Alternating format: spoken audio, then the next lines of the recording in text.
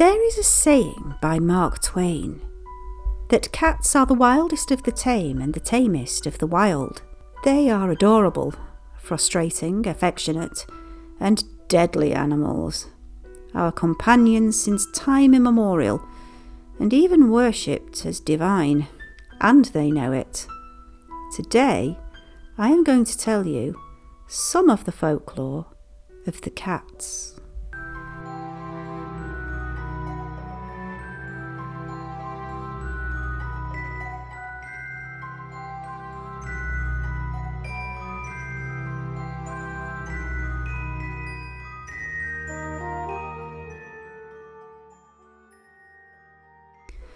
Cats are by no means fully domesticated.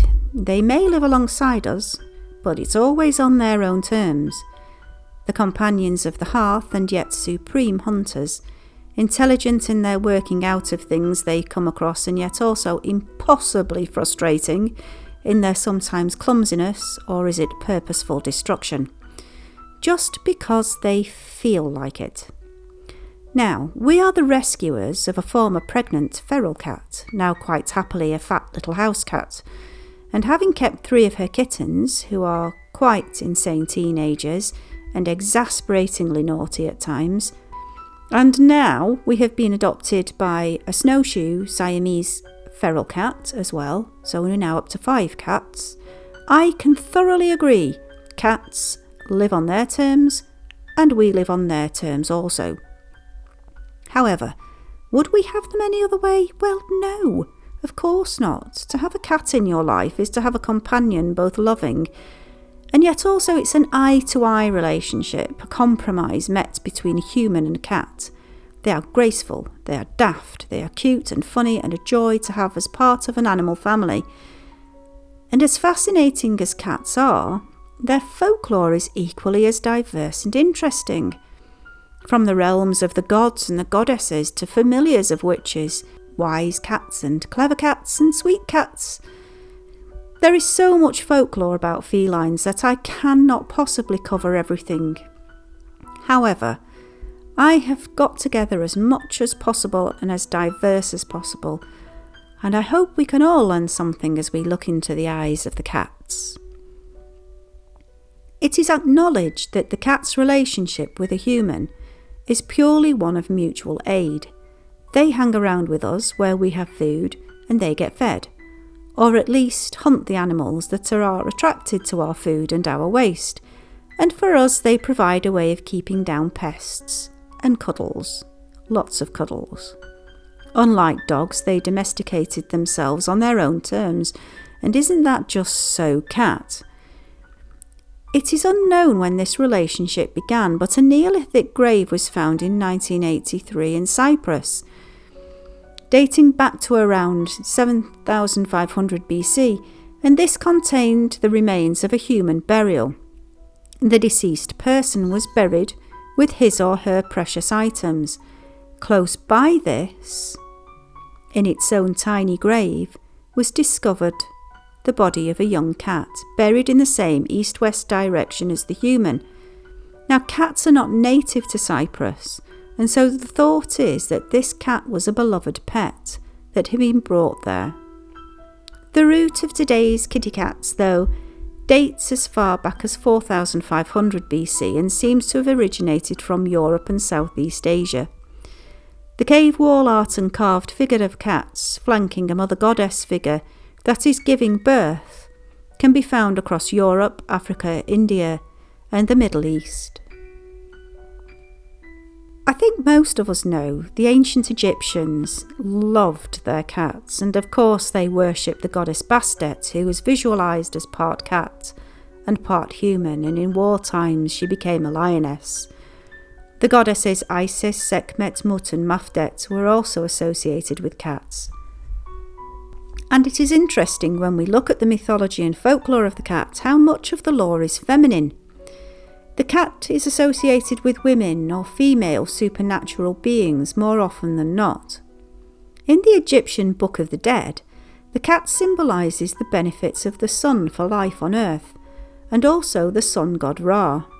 The cult of the cat was intensely popular, venerated for roughly 3,000 years, and images of cats were carved as talismans and amulets, protective jewellery as pieces of religious art for the home, and also painted on the walls. And of course there is the mysterious Sphinx, the human-headed cat we all recognise so well. Or was he originally a lion? The Egyptian cats were known as Mao, and were venerated in society. They were sacred, killing one was forbidden. Herodotus recorded that when a household cat died, all the members of the family would shave their eyebrows. The little cat body would be taken to the holy city of Bubastis, sacred to Bastet, and there they would be embalmed and mummified and given sacred burial. Ironically, despite the veneration of cats, during the era when the goddess Isis became associated with the goddess Bastet, cats were bred with the sole intention of sacrificing these little animals to the goddesses and the gods. The cult and the veneration of the cat came to an end with the arrival of the Roman Empire to Egypt, when pagan practice began to be outlawed. However, there is one very interesting account by the Greek historian Diodorus telling of the fate of a human who had killed a cat in Egypt around this time. He says the populace crowded to the house of the Roman who had committed the murder, and neither the efforts of the magistrates sent by the king to protect him, nor the universal fear inspired by the might of Rome could avail to save the man's life. Though what he had done was admitted to be accidental. This is not an incident which I report from hearsay, but something I saw myself during my sojourn in Egypt. It is thought that Phoenicians brought the first cats to Greece and Italy sometime around the 5th century BC. Indeed, there have been coins found with the depictions of cats from this era. Cats as household pets were rare in ancient Greece and Rome. Herodotus, on his visit to Egypt, was astonished by the depictions of cats and the treatments of cats there, as he recorded that he had only ever seen wild cats back at home, where they were merely known as the thing with a waving tail. Aristotle regarded them as lecherous animals, and Plutarch noted their obsessive cleanliness, and Aesop merely thought them devious and cunning creatures. Despite the cat's hunting skills, it was actually the weasel and the ferret that were kept as pets for keeping the vermin down. This only began to change as associations to deities did. Later Greek faith had the goddess association of cats and Bastet, adopted by allying them to Artemis, and also during the Roman era they became associated with Diana, who could shapeshift into a cat form. The country of Scotland has an ancient love of cats. The Pictish peoples told of a legendary kingdom, the Kingdom of Cat. Tales dating from roughly 800 AD. This place was centred around what is Caithness, and was said to have been founded by Cait, who was one of the 7 royal sons of the Crune. The earliest name of Shetland was Inscat, or the island of the cat people. In Ireland, there is a lovely 9th century poem about the writer, who was a monk, and his beloved pet cat, Panga Ban, White Panga. In this dedication to his pet, the monk compares his cat's enjoyment of hunting with his own scholarly pursuits of knowledge. In Kilkenny, they had a cat festival dedicated to Panga Ban. Artists decorated many cat sculptures, and visitors would follow the trail and follow the cats.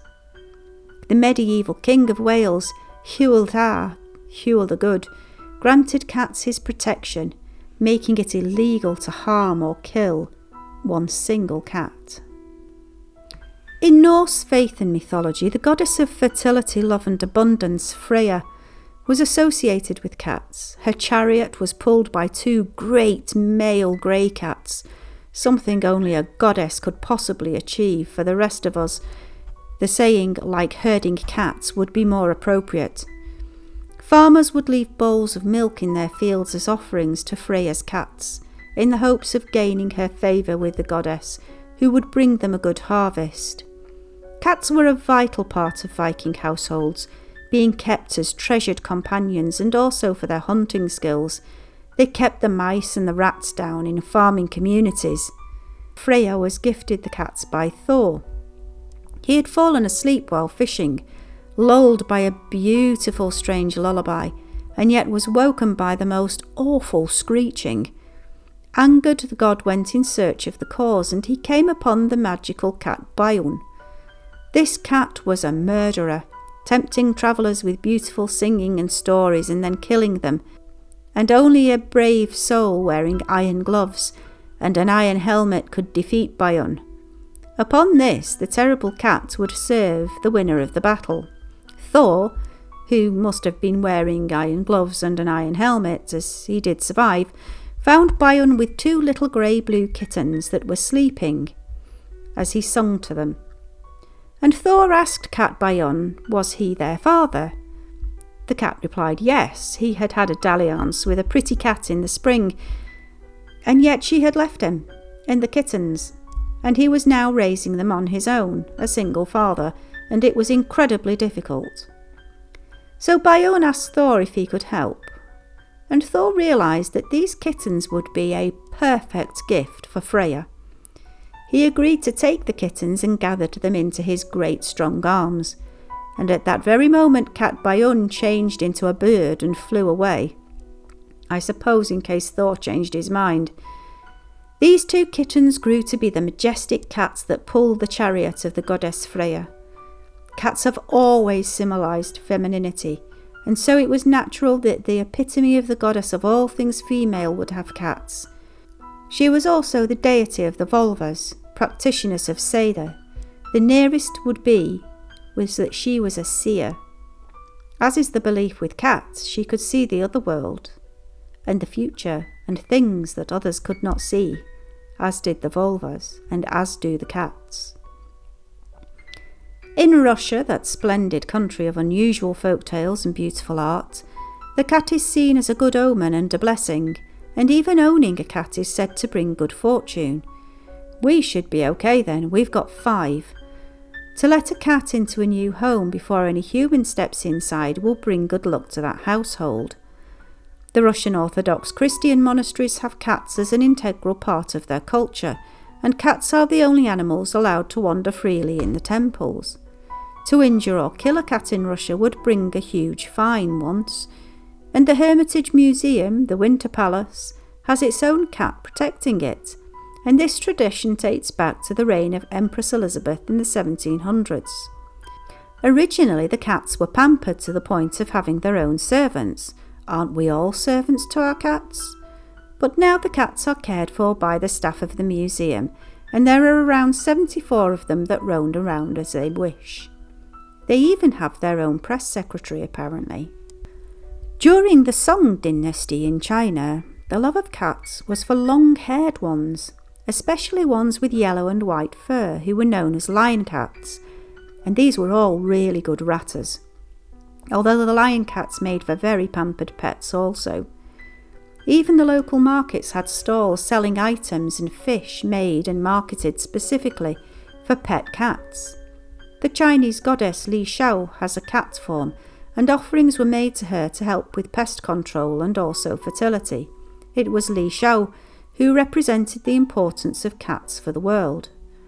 The mythology tells that the cats were favoured by the gods and goddesses, and these animals were given the task of overseeing that everything ran smoothly, and they were given the gift of speech to help with this. However, cats being cats, they preferred to sleep under the pretty cherry trees and play catch with the petals, and that was so much more fun than running a human world. Oh, the gods visited the cats 3 times to check that the cats were carrying out their tasks, and each time they found them either asleep or playing. Indeed, on the 3rd visit, the cats even told the gods they had absolutely no interest in working or looking after the human world, and so the gods took away the cat's ability to speak and gave it as a gift to the human race instead, and chose some to run their world. However, humans being humans, they couldn't understand the speech of the gods, only cats could, and so the cats were given the task of helping a little, keeping order and keeping time running properly. In China even today there is still a belief that one can tell the time by looking at a cat's eyes.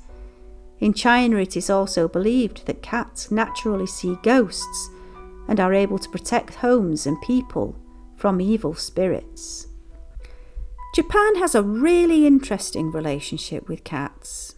They are seen as supernatural beings, and specifically the kaibyo of Japanese folklore. Nekomata cat creatures can shapeshift into human forms, and it is believed that some cats that are domestic or live in mountain areas can gain this ability as they grow older. Some of the reasons that Japanese cats are considered yokai or supernatural entities are really worth looking at.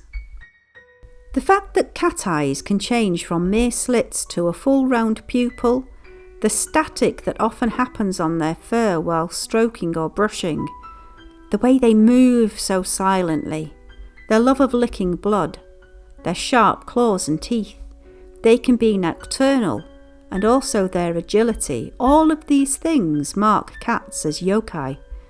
And indeed, these are attributes that we would also use to mark them as otherworldly ourselves here in the West, fairy creatures and liminal beings. As well as the maneki-neko, the lucky cat, there is also the bake-neko, or change cat. This is a legendary Japanese cat that shapeshifts to human form and speaks human words and can curse or possess us. It can manipulate dead people and even wear napkins on its head while it dances.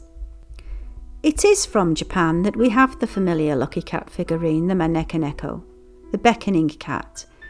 It is sat with one paw raised and waving often, a little round figure, very cute and sweet. We have more than one in the house.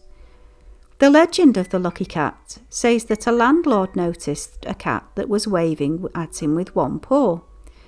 Curious, the landlord walked towards it, and not more than a few seconds later a lightning bolt struck the exact same place where the landlord had been stood.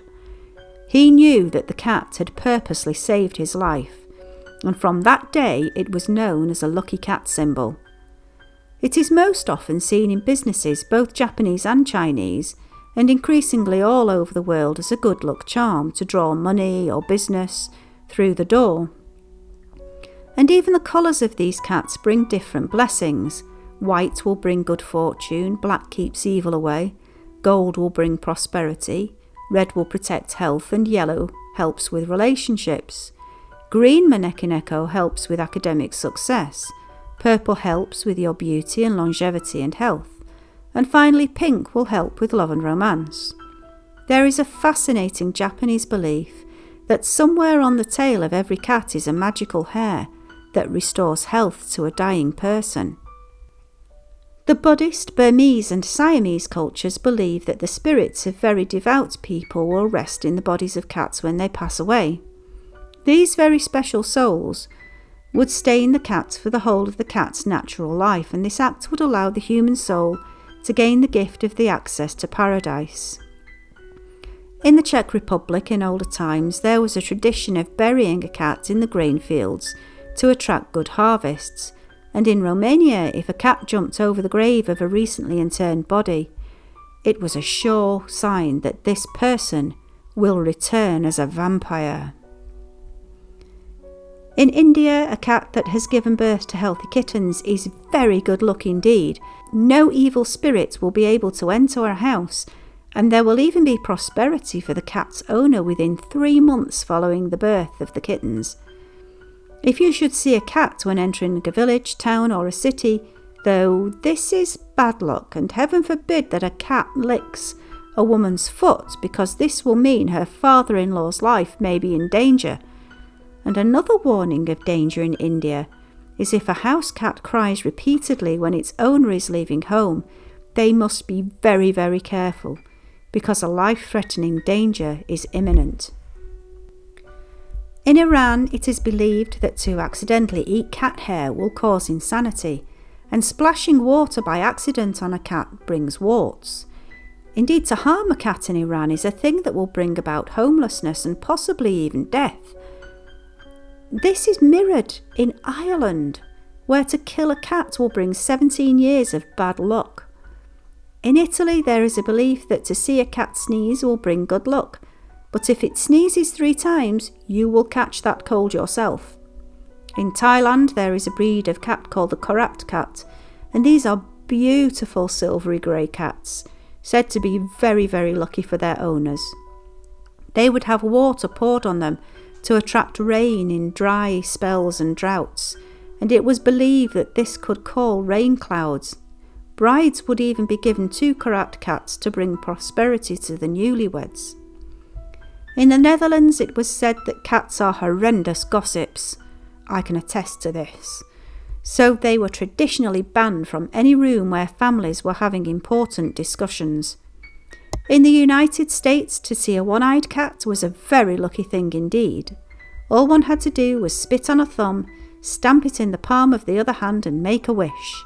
In Pennsylvania in the States, the Dutch community there held a tradition that to bring the blessing of children to the family was to place a cat on the cradle of the newlywed couple. Another wedding tradition was to help a prospective bride decide whether to marry her suitor. She should pinch 3 hairs from a cat's tail, wrap them in paper and hide this under her doorstep. In the morning, she should carefully remove the paper and open it, and if the hairs formed a rough Y, she should marry. The time of the Middle Ages was a double-edged sword for our cat friends. On one hand, they became associated with the Virgin Mary, the Annunciation and the Holy Family, and yet on the other hand they were gathered together and tortured for a sadistic form of entertainment. Isn't this a typical juxtaposition of medieval life? In northern France, at Ypres, cats were used in winter to keep vermin out of the wool stores of the cloth hall, Lakenhall. These poor animals were then thrown from the church belfries as a cruel symbol of killing of evil academics. Insane. Medieval Europe was really not a great place. They were believed to be able to turn beer sour at whim.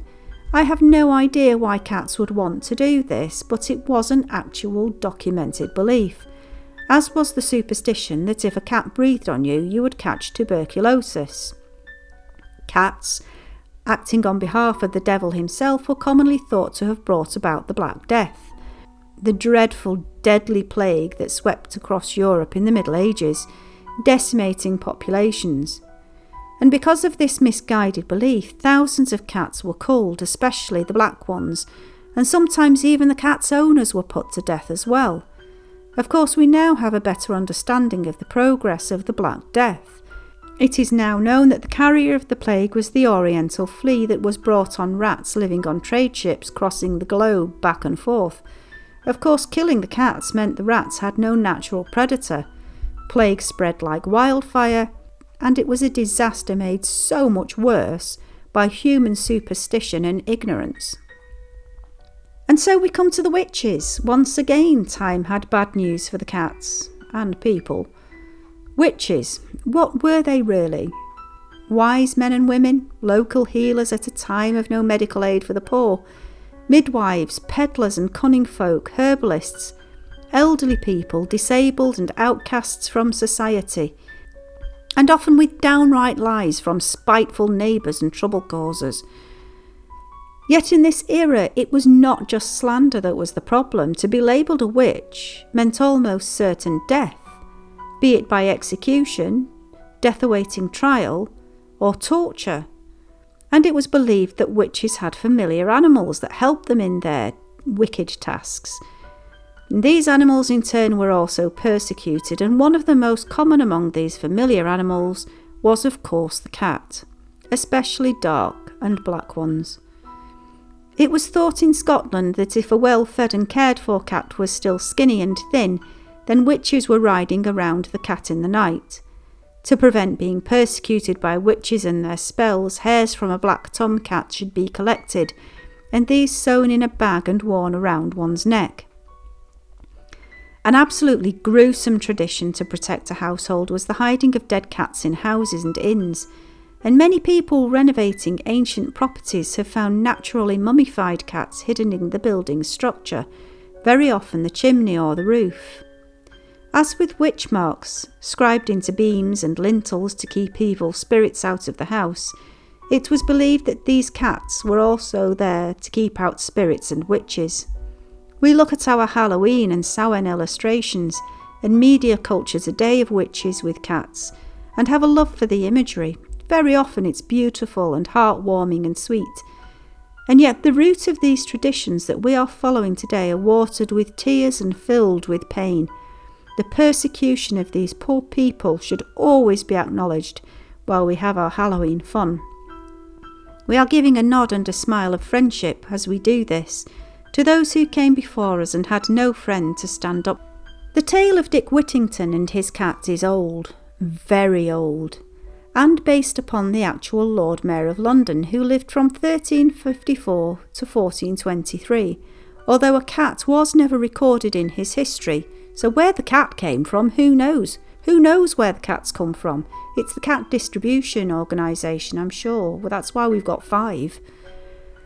The tale of Dick Whittington is the tale of a poor boy who, with the help of his very clever cat, who in later tales wears a hat and boots, wins the favour of the gentry. Dick becomes wealthy beyond all his hopes and eventually becomes the Lord Mayor of London.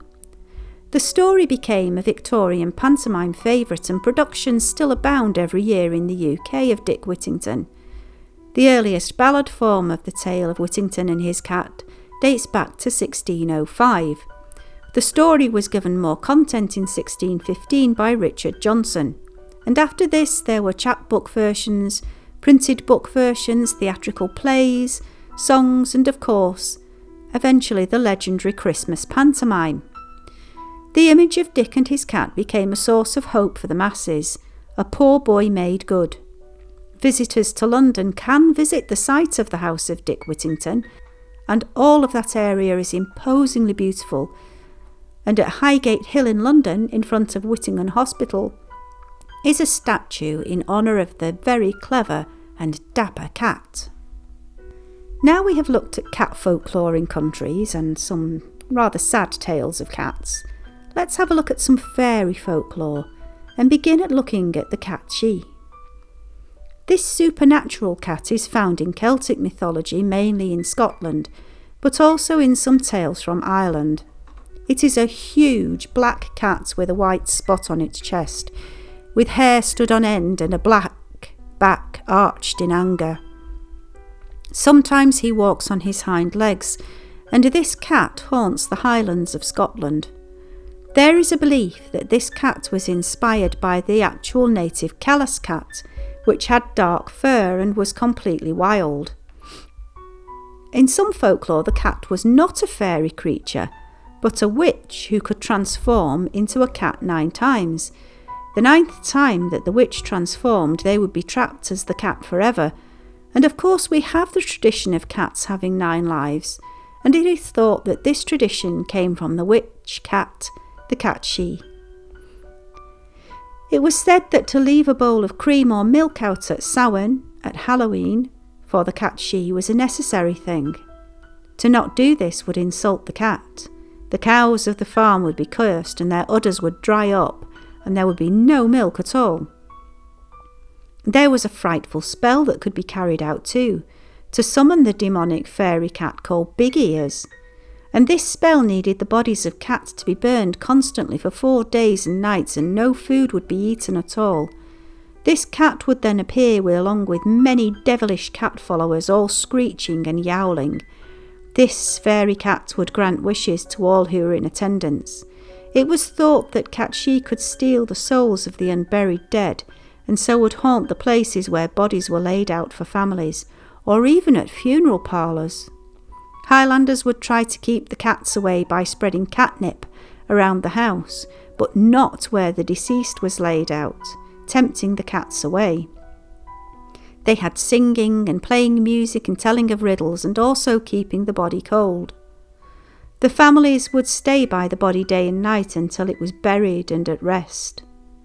On the Isle of Man, that sits between the islands of Ireland and Great Britain, there is the Manx cat breed, and these cats are born with no tails at all, and are believed to have been bred by the fairy folk themselves. It is a fact that these cats are the only creatures fairies will tolerate in their presence when they come to visit a house. There is a Slavic fae creature, a vinnick, a spirit whose place was the barn, and he took the form of a great black cat with fiery eyes and the bark of a dog. The Ovinnick must be fed to placate him. If not, he will turn on the family and kill and eat all the livestock that is kept in the barn, and finally set fire to the grain, causing the whole barn to burn to cinders. The King of the Cats is a British folktale dating back to 1553, originally written as Beware the Cat by William Baldwin. Many retellings of this folktale came afterwards, and it became a nursery time favourite. In the story, a man is travelling on his own, and he sees strange cats who are talking about the death of the cat, Grimalkin, or in other tales, Tommy Tildrum. This is a name he knew well from many years back in Ireland, where it was told that Grimalkin had appeared to a man and his son who were sheltering in a church after a raiding. This cat killed and ate a sheep, and then a cow, and finally killed and ate the man's own son. He fought the great cat and killed it, and finally escaped. All around believed that this cat was really a witch in disguise. In the country of Wales there is a fairy cat called Cat Palug, although medieval and Arthurian legends of this cat stretch as far afield as France, where it is known as Chapalou. It was written in Welsh triads of mythology in the 13th century that the great sow from Cornwall, Henwen, gave birth to the Cat Palug, and this beast was associated with King Arthur, or sometimes Sir Kay. If we look at the Welsh root word, it would be something akin to scratching or digging cat, and yet the French name of Chapalou is very interesting also. The roots of this come from the words bogcat, and this is very interesting as in Arthurian legend this cat was said to be part fish and part cat, and the killer of King Arthur in many legends. To add more to this folklore in both Wales and France, this same cat creature is found near lakes or by the sea. The Welsh tales of Cat Palug say that the pig Henwen birthed it, a black kitten born from a white sow, and an unnatural thing. The swineherds threw the kitten into the sea at Llanfair, and yet it swam the Menai Strait and made it back to the Isle of Anglesey, where it was saved and raised by the sons of Palug, little knowing that this was actually a fairy creature and would go on to terrorise the whole island. In the 13th century Black Book of Carmarthen, the tale is told of how Sir Kay travelled to Anglesey in order to kill Cat Palug, possibly using the help of a mirror to beguile it. In the French Arthurian legend, it is Arthur himself who takes on the great fairy cat. And in some of these tales the cat wins, and in others Arthur defeats the monster.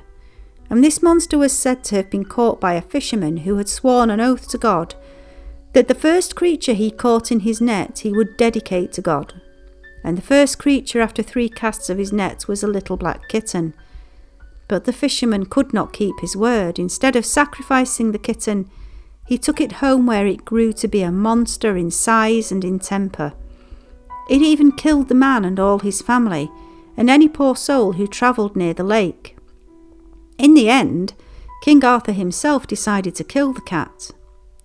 An interesting side note to these tales is that there is a Spanish legend, the oldest chivalric tale in Spanish that has an essence of the Arthurian legend, the Book of the Knight Thifar. The tale of the cat in this collection mirrors the story of the terrible cat, and in this case is called Gato Paul. This written work dates back to the 1300s and was written in Toledo, possibly by the cleric Ferran Martinez, and it must have been inspired by earlier French tales, and I find it quite wonderful that the threads of the folklore have travelled so far. In Iceland, where the Fae folk are still so very respected to this day, the time of Yule has some most fascinating folklore. This is the time when the Yule lads visit the houses and strange creatures I shall tell you of another time, but with them in the folklore is their mother, the troll Grilla, and their father Lepaludi, and Grilla's huge and vicious cat, Yolokotaren. This terrifying beast roams the Icelandic countryside during the season of Yule, catching and eating any poor person who has not been given new clothes to wear before Christmas Eve. This tradition is said to stretch way back in time, yet written accounts of Jólakötturinn only date back to the 1800s. And it was believed to be a cautionary tale for farmers and the keepers of the native sheep, to make sure that autumn wool was collected and spun before Christmas time. Those who worked hard were given new clothes as gifts. Those who were lazy got nothing, except Jólakötturins' sharp claws and teeth. In Italy, there is a fabulous tale of Il Gatto Mammone. A beautiful young girl has a very jealous mother who wants to be rid of her. She sends the girl to an enchanted fairy castle to see if she can borrow a sieve. And she finally reaches the castle and is astonished to see cats washing clothes and pots and cats cleaning all the castle. They are sweeping and polishing. She is, of course, a very kind young girl, and she decides she will help them because there's such a lot of work for these little cats. And the leader of the cats is Il Gatto Mammone, and he is impressed by her help and hard work. He whispers to her a little secret that will help her. He tells her to return home, but when she hears a donkey braying, she must never turn her head to see it, but look straight ahead. It will only be safe after the first cockerel has crowed. The young girl does as she has been told, and to her surprise and delight, when she reaches home, she has the prettiest star shining on her forehead. Her sister, jealous of this magical gift, decide she too will go to the fairy tale castle. And once there, she too sees all these strange working cats, but she does not help them because such work is beneath her. Instead, she merely watches and scoffs. Il Gatto Mammone sees this and keeps his lips shut tight with a little cat smile. On her way home, the arrogant girl hears a donkey bray and turns to see where the noise came from. And at that very moment, a donkey's tail grows right from the middle of her forehead. In Norway, forest cats are said to be really fairies or elves in disguise. These are the Norwegian forest cats, and only staring deep into their eyes will allow you to tell the difference between a fairy cat or a real one. I would not recommend this because fairies can be dangerous, and sometimes cats just as much so. In the lovely country of Poland, there is the most lovely story of the pussy willows. And it is interesting that as children, my friends and I always thought the soft grey pussy willow velvet blooms were kittens. A young mother cat was sat by a riverbank crying her heart out as her tiny kittens had fallen into the river. For certain they would be killed by the strong river current and the cold water, and she could not reach them with her little arms to save them. The willows by the river heard her crying, so broken-hearted, and they bent their stems into the water so that the tiny kittens could catch them and climb the long leaves. The baby cats did this and at last made it safely back to their mother. From that very day the willows grew very small velvet catkins, so everyone could remember their kindness and help, and that is how they became known as the pussy willows. There is a folk tale from Cornwall in the far southwest of England, a country full of wonderful tales and Celtic heritage, and this tale tells of Mousel, a tiny village in the county, and of Tom Borcock, an elderly widowed fisherman's very, very brave cat. Every 23rd of December, the whole village of Mousel celebrates this local hero and his cat on the festival known as Tom Borcock's Eve. It was a time of desperate famine when old Tom was alive, and he could bear the suffering of his neighbours no longer.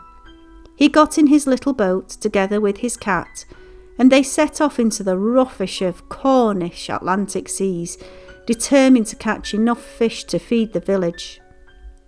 That winter storm, it was terrible, and many times the two braves almost lost their lives, but they pulled themselves back together and back in the boat and carried on. Eventually old Tom and his cat had caught a boat full of fine silvery fish, shimmering mackerel and beautiful bass. They made their way back home, and they were greeted by the village folk and hailed as heroes, the both of them. From that day onwards, the town has been known for its very special dish of stargazy pie, made every year. And this is a fish pie with a little fish head or pastry fish head poking out from the top. On this day also, a great lantern procession is led through the winding streets, and the whole village is lit up in memory of the lights and the candles that lit the way home for Tom Borcock and his very special and very brave cat. So what else are cats influencing in our folklore, particularly in fireside superstitions? Well, there are superstitions beyond count, and so I will tell you only a handful, but trust me, there are thousands. It was believed that if a cat was lying down and should wave its tail in a south or west direction, the weather would be good, or should it be north or east, then the weather bad would be on its way. And in Spain there is a tradition that if a cat's fur looks lovely and bright, that good weather will follow. Cat's fur is a nuisance for creating static electricity, and this was noted in the tradition that should a cat walk around with its tail stiffly up and not relaxed, then bad storms were coming their way. Cats are seen as lucky and unlucky in equal measure in superstition, so let's first have a look at some bad luck tales. If you spit on a cat, although I don't know why anyone would want to do that, that cat will have its revenge. You will be cursed with bad luck. And equally, if a cat licks your face, there will be trouble on its way. Should a woman be cruel to her cat, then every time she hangs out washing, it will herald rain. And if a cat that is a stranger spits at you, well, the devil is inside it, so you'd better be careful of bad luck. Anyone who stops a cat from its singing, that terrible caterwauling, will fail in their next venture.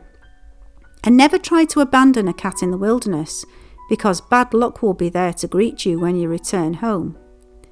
Cutting off your cat's whiskers will prevent it from using them to feel for the good fortune that it wants to bring your way. In Germany, it is said that anyone who has made an enemy of a cat will be followed everywhere, and for all of their life by storms. And in Ireland, that the strange sounds that cats fighting make is a death omen if it goes on for days and days.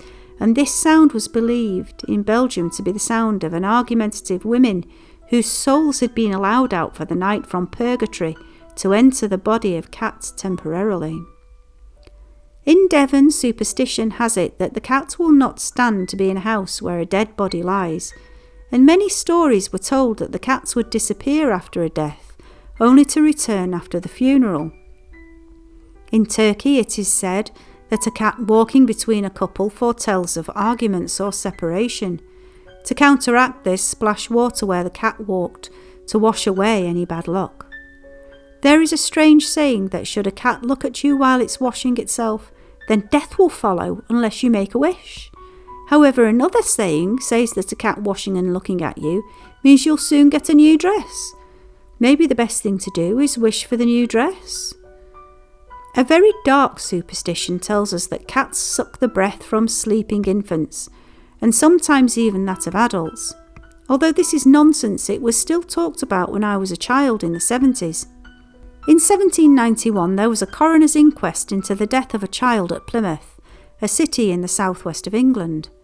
The coroner and the jury found the house cat guilty of murder of the family child.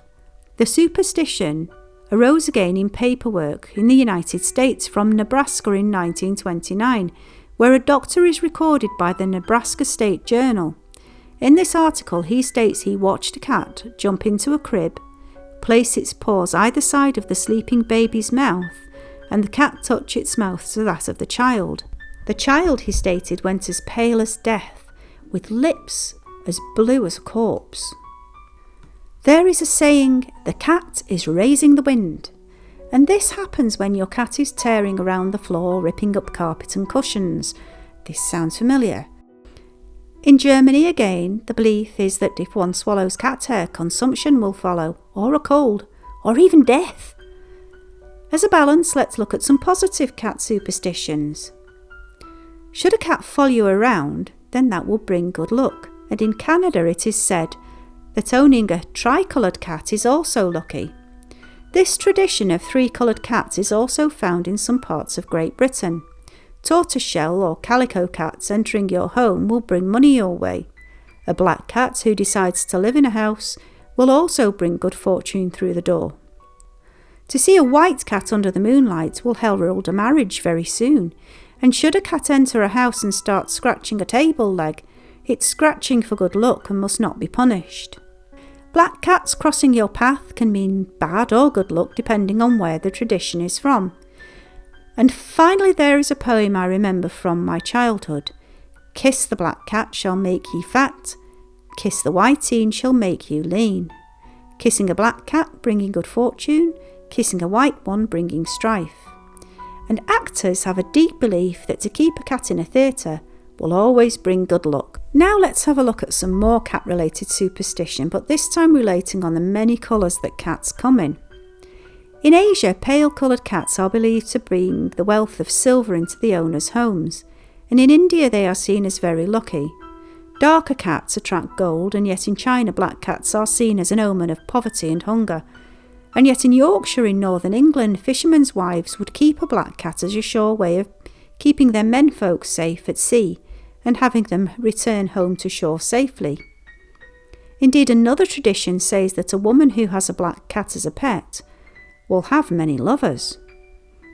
The black cat has a strange healing gift apparently also, because if one should have a sty on one's eyelid, the sure way to cure it is to rub it with the end of a black cat's tail. And in France they would attract much wealth to their owner. Yet in Ireland, to have one cross your path means death by epidemic. The Japanese belief is that black cats can heal children in particular, and in the Netherlands they were considered unlucky if they crossed your path. However, there was a spell to reverse that bad luck. All one had to do was walk in a circle, go backwards over the place it crossed your path, and count to 13. Danger averted. Tortoiseshell or calico cats have some really interesting folklore. In Normandy, to see one would be an omen of death by accident, and yet in Japan these multicoloured cats are the luckiest of all the colours.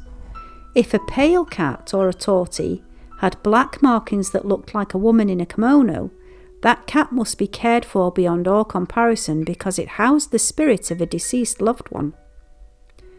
White cats are considered both lucky and unlucky, as with the black cats. Honestly, they just can't win. So, in the United States, to see one at night is bad luck, in the day it is good luck. These cats are believed to be close to the spirit realm, drawn to spiritual energy, and possibly even spirit guides that have appeared in cat form. In Portugal, there was a belief that for a pregnant woman to allow a cat to sleep on her lap would cause the baby to be born with a mole or wart upon it, usually a hairy one. This tradition of pregnant women has echoes in England, where it was believed that the baby would have a birthmark shaped like a cat, or even born with a cat-like face. It is a common thing for certain of the fairy folk to transform into white cats. In popular culture we are bombarded by felines, cats of all shapes and colours and sizes, and throughout time in film, books, TV, theatre, musicals, music, poetry, art. Like cat hairs, they are everywhere. As a child I knew of the 3 little kittens who lost their mittens, Gobelino the witch's cat, the Cheshire cat from Alice's Adventures in Wonderland, and the Cat in the Hat. There are T.S. Eliot's cats that were developed into Cats the Musical by Andrew Lloyd Webber. I loved McCavity best. Beatrix Potter's adorable cats and kittens, the cynical Garfield, the Owl and the Pussycat, Simon's cat, Puss in Boots, La Chatte Blanche, Kip from Russia, Silvershod. From cartoons we have the Siamese cats of Disney, the Aristocats, Felix the cat, Sylvester from Looney Tunes, and Tom of course, Hello Kitty and Jellycat. From the excellent Studio Ghibli we have the Cat Returns, the Cat Bus of Totoro, Gigi, the familiar of the young witch Kiki, and we have the Baron and the mysterious cat from Whispers of the Heart. On film we find the big-eyed Puss in Shrek and the Cat from Outer Space, and Jonesy from the Alien franchise. The Cats of Louis Wain have their own dedicated film featuring Benedict Cumberbatch. There are horror film cats from Hammer Classics to The Grudge, And there is even the evolved cat from Red Dwarf, played by the super talented Danny John Jules. Honestly, cats are literally everywhere. Way too many to mention here. I would love you to add your favourite examples of cats in popular culture in the comments.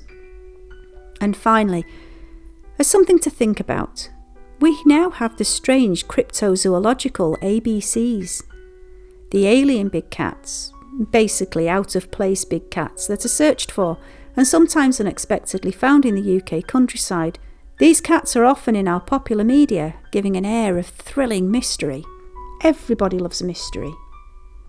And so cats. They are adorable bundles of mischief, super cute, completely naughty, wicked, wily, clever, cunning, acrobatic, mind-blowingly, stupidly clumsy, all at the same time.